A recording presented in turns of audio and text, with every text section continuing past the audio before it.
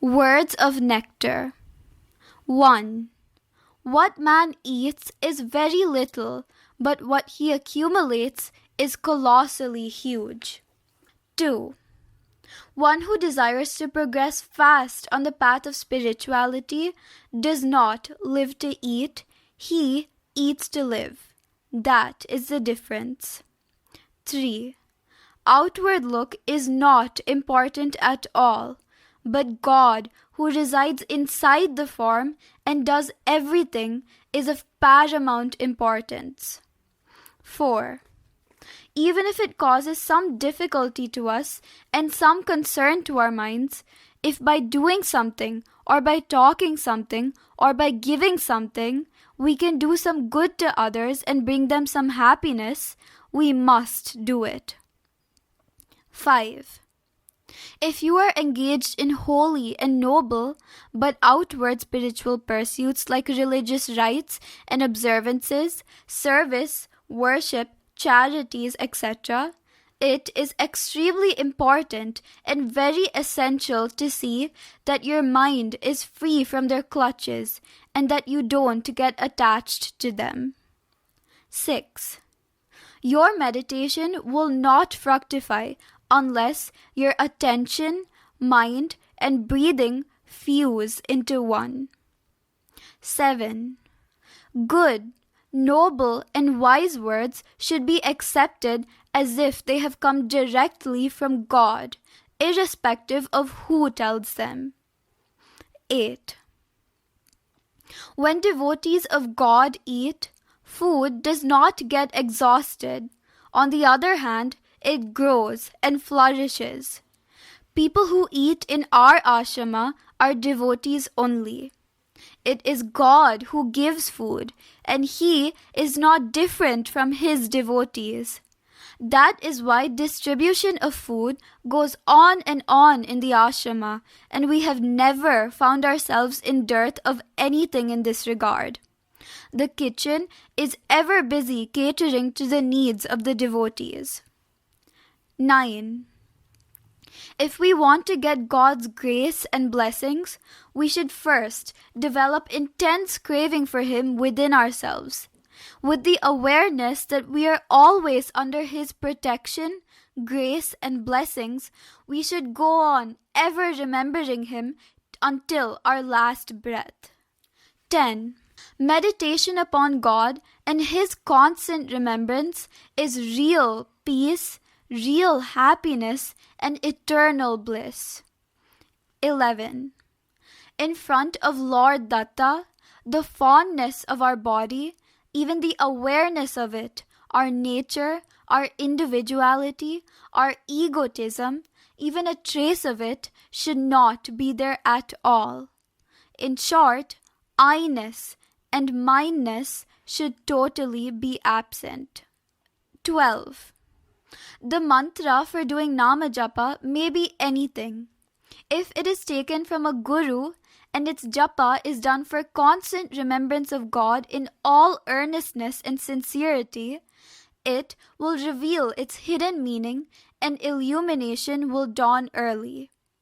If the mantra is of one's own choice, this will not happen. It will take him to a guru, or the guru will come to him. 13. If one wants a Sadguru, he should go on aspiring for him. After getting him, the devotee should have firm and deep faith in him.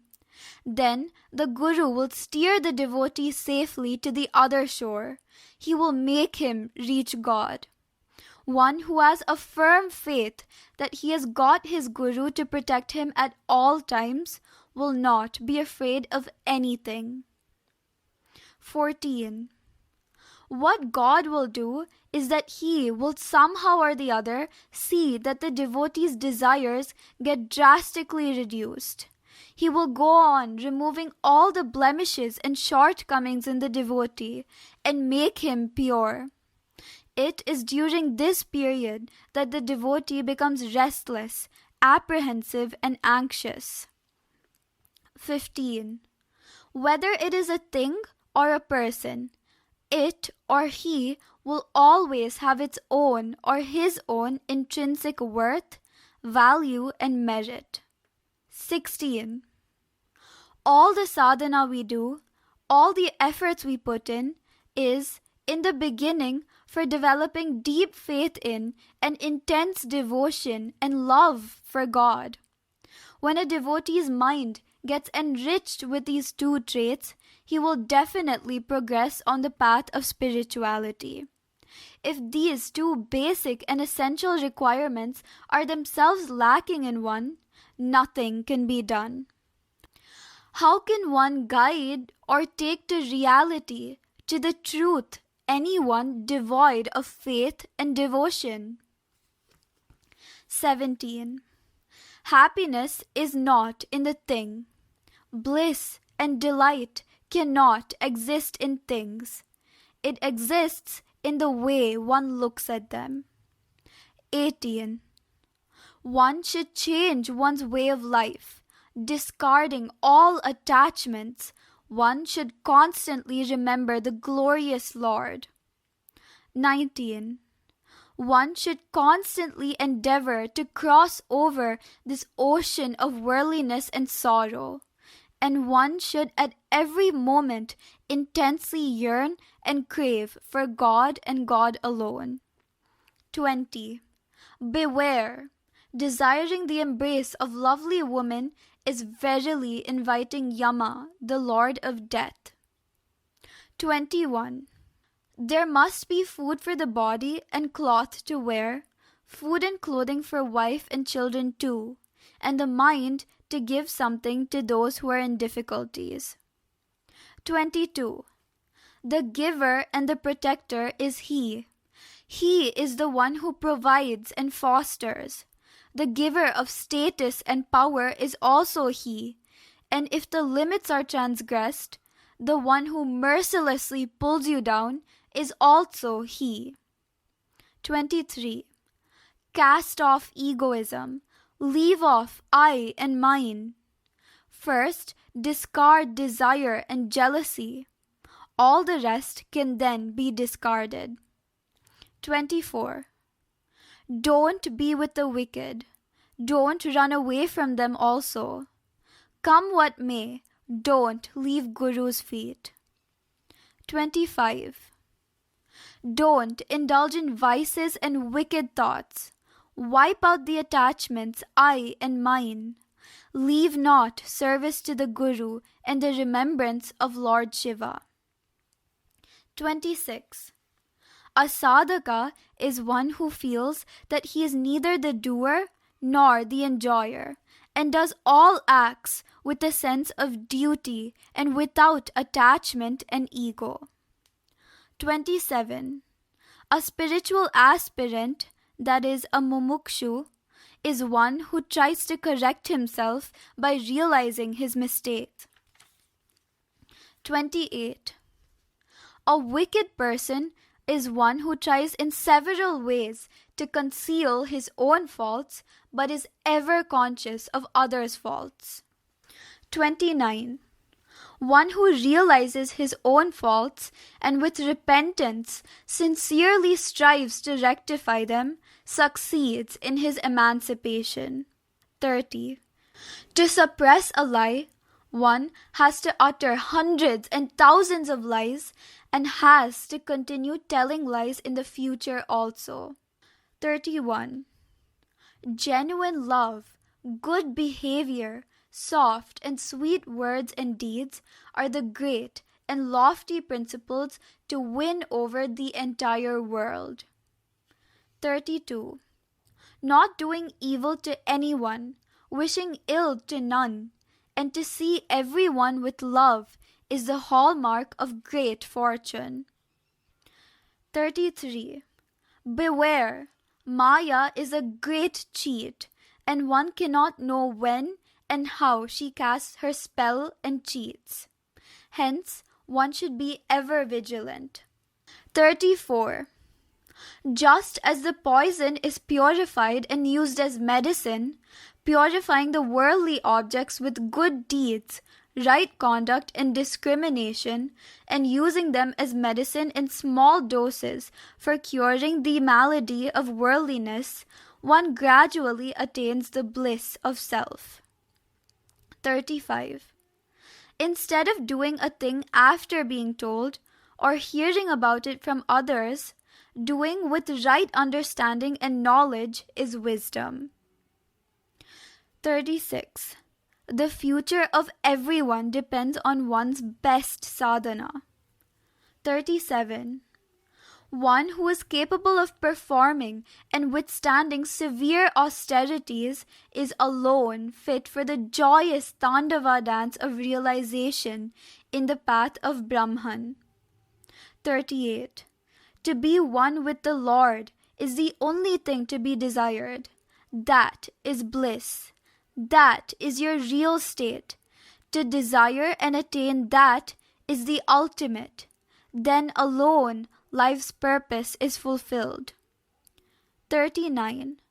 Knowing that whatever is seen is not permanent, and attaining the non-dual form of the Supreme Lord is the true fulfillment of life. This is merging in Paramatman. This is the path of liberation from the cycle of birth and death. This is the ultimate. 40. Feeling happy and contented by enjoying momentary pleasures is like quenching the thirst by drinking saline water. 41. As the vasanas of desire increase, it hides true happiness behind a thick screen and becomes the cause of sorrow. 42. Doing devotion, worship, and penance for the sake of worldly pleasures is like marrying a barren woman and aspiring for children. 43. If there is true happiness in worldly life, then there would have been no necessity of attempting for liberation and remembering God. 44.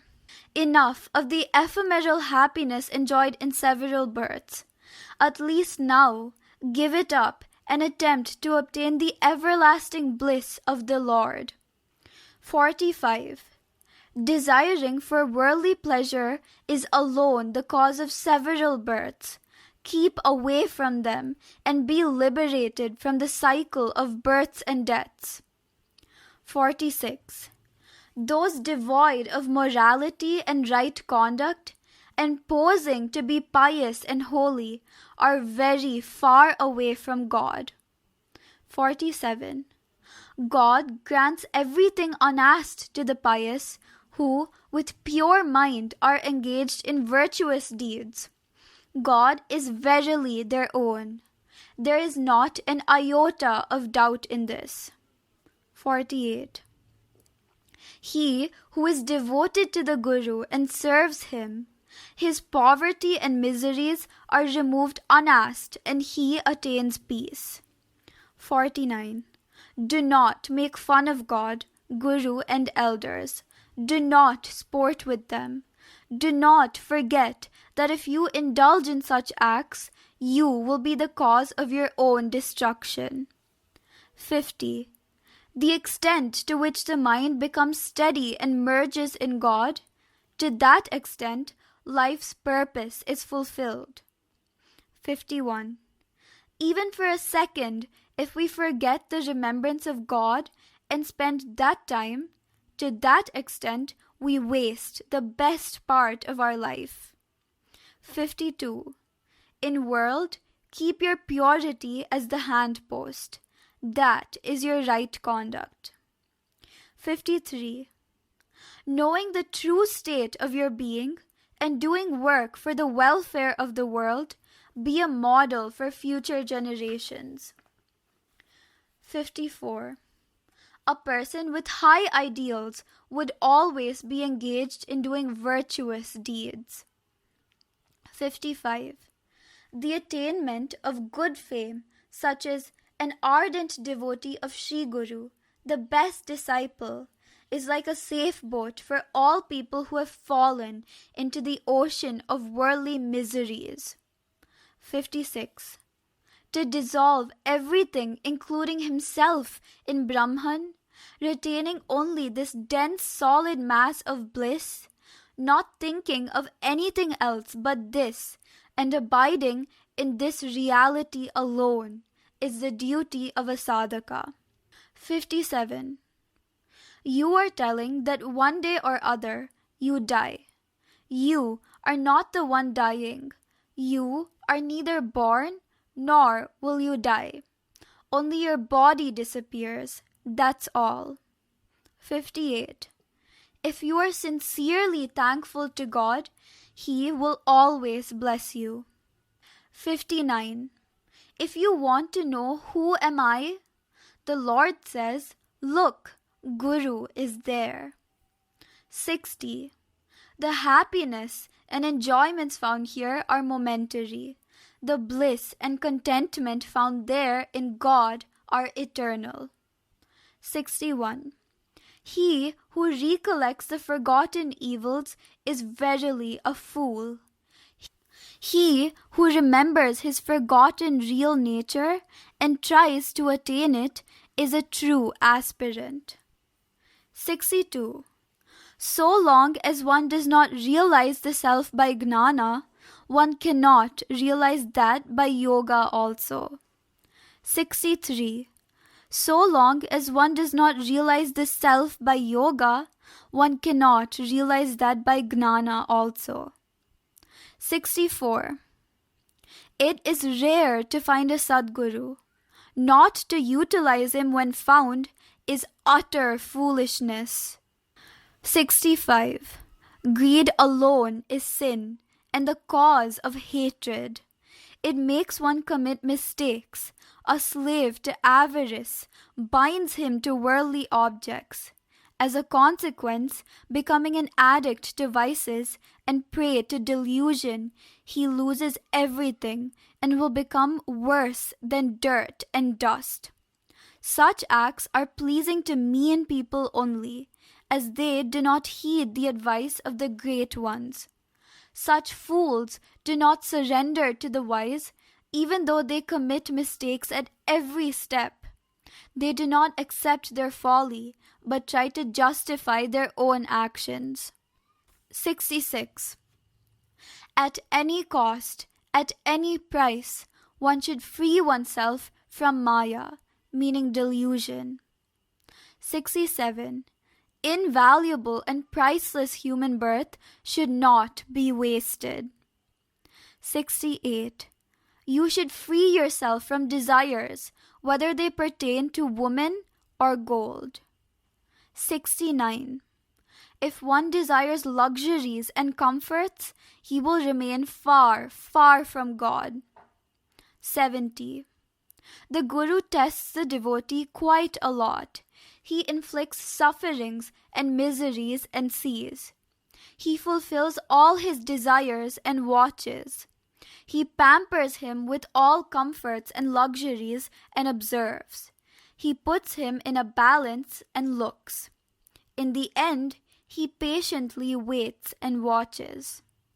If the limits are not transgressed, he showers him with his love, grace, and blessings. Otherwise, O Guru Kanneshwara, he is doomed like a kite with a snapped control string.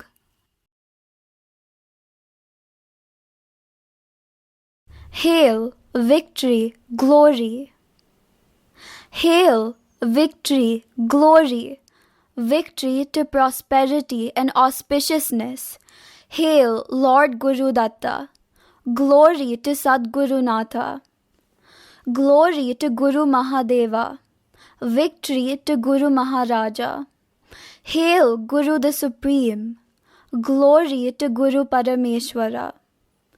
To him who comes in different forms, to him who cannot be known, to him who tests in different ways, to him who ever protects the devotees, to him who is all-powerful, to the Sadguru who is everywhere, to him who is the ocean of knowledge, to him who is the protector of the supplicants, to him who is wealth and prosperity incarnate, to him who is the personification of compassion, to him who is the ferryman to cross this ocean of human sorrow, to him who is the eternal witness of everything, to him who never forsakes the faithful, to him who grants the desired boons, to him who is the essence of all virtues, to him who is Kamadhenu and Kalpataru, that are the wish-fulfilling cow and tree,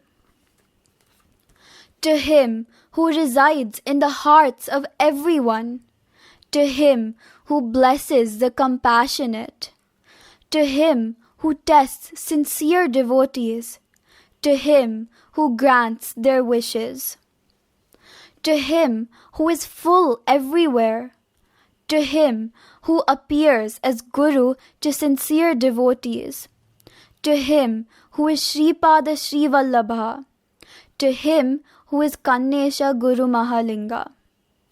Om Tat Sat. Om Tat Sat.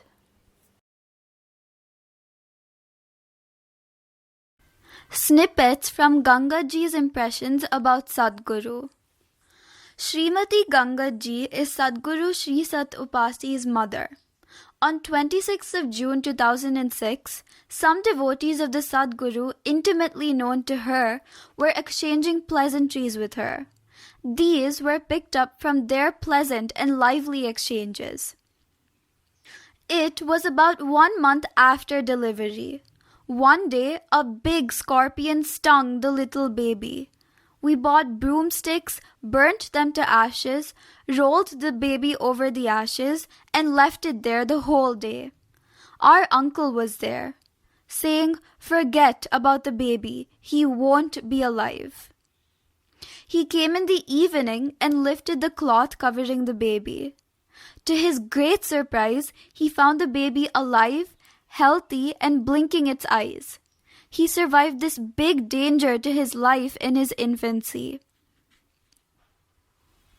When he was a small boy, he used to be playing by himself, all alone. He was very fond of sitting under the trees and would be very busy writing something on mud, earth, sand, or anywhere.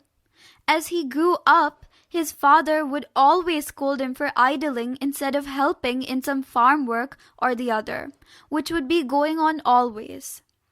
After he left school and began grazing cattle and working in our field also, many times when I used to carry food for him, I used to find him lying down, thinking of something.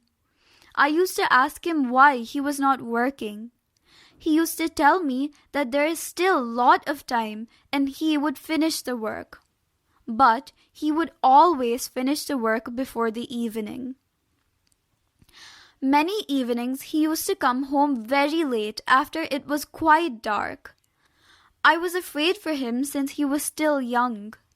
He used to tell me not to worry, and a big cobra would always be behind him to protect him till he reached the edge of the village. I could not believe this. After about 6 months or more, one day I had gone to our field carrying food for him late in the evening.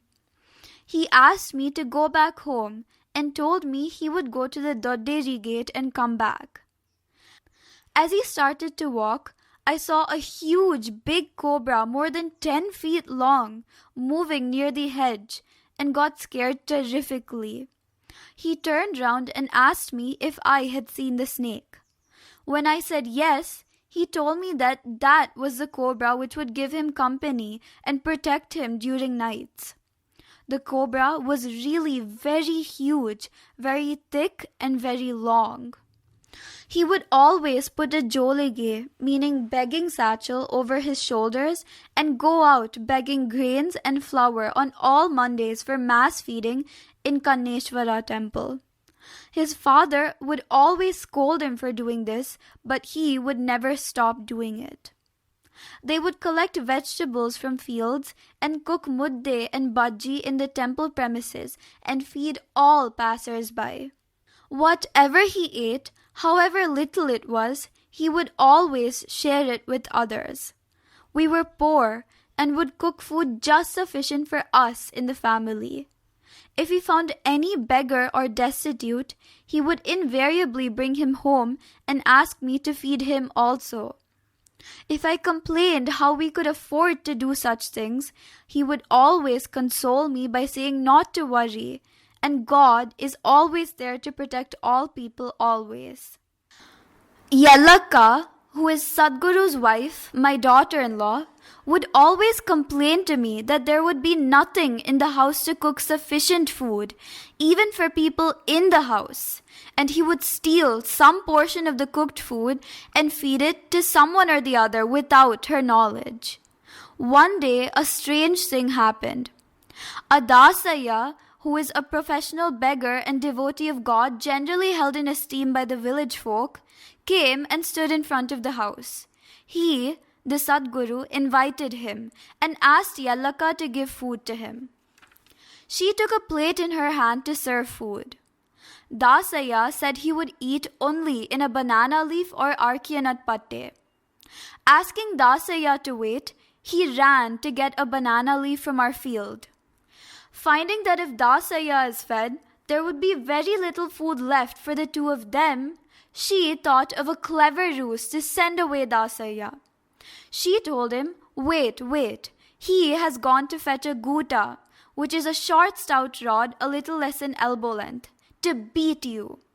He got confused, scared, and went away. Her husband returned with a banana leaf and inquired about Dasaya. She said he had asked me to give him a guta to beat his jagate, which is a bronze musical plate. I told him that you would scold me if I gave him. He went away, saying, "You wretched woman, why didn't you give him our grinding stone guta?"